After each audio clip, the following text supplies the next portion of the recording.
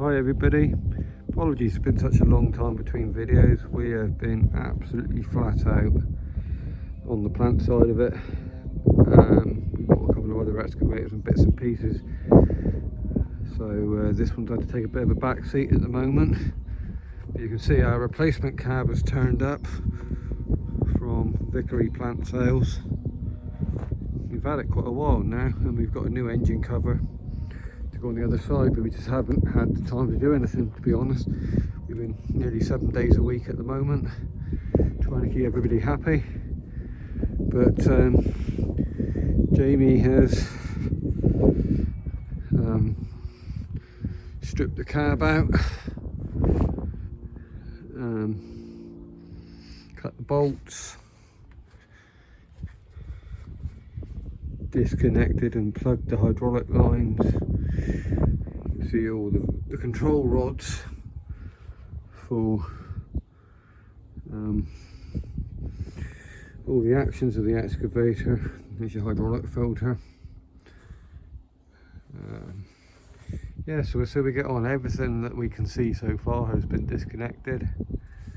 It's down at a friend's property at the moment, so we don't have the space at home.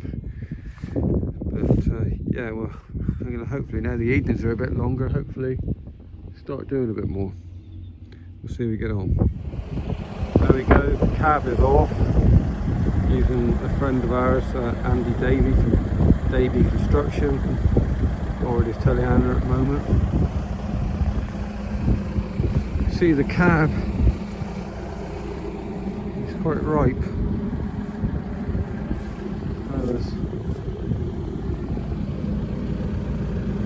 Those years and years of mud.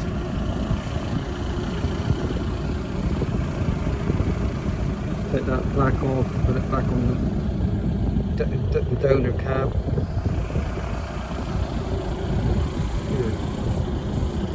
My girl's a little bit strange now without it on.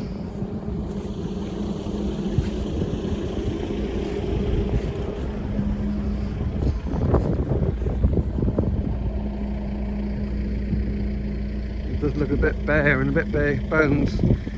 Some water there leaking out of the heater matrix that sits under the cab. That's that little copper thing there.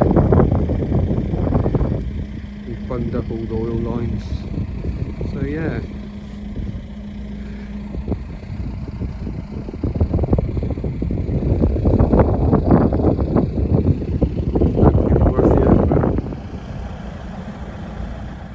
Update on our 807 excavator. Sorry, it's been a long time. We've been extremely busy at the moment. There's the old cab, and there's the new cab chucked on. You've got to transfer some glass from the old cab to the new cab. We have a door for this one, which is at home at the moment, doing some repair work to it. Just finding time really. This one's obviously a lot more solid. Came off Vickery Plant Sales. Not too bad to change over. We've got a few of the linkage rods to change. That one there's too short, which I don't know what that's all about, but definitely looking better. Hopefully it'll be worth sorting out, but obviously we've changed location from where it was last time. We got it transported, started and tracked on the low loader, no problem.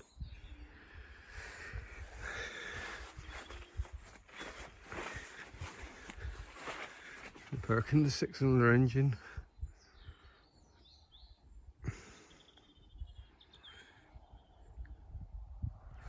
Yeah, I've been looking forward to trying to find some more time really. Been a bit, like I said, we've been busy, and I mean extremely busy with our plant hire.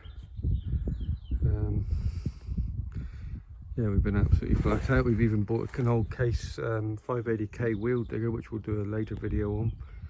That's 1989 G-Reg, one of the first Ks, and even that's been working. So good going to do an air test on that oil cooler, because obviously that's been bypassed at the moment. So obviously leaking somewhere, so we were just going to plug it up and put some compressed air in there and see if it's where it's leaking, and if it's repairable, we'll get a price for having it re-cored. But yeah, you can see the extent of the rot on the original cab.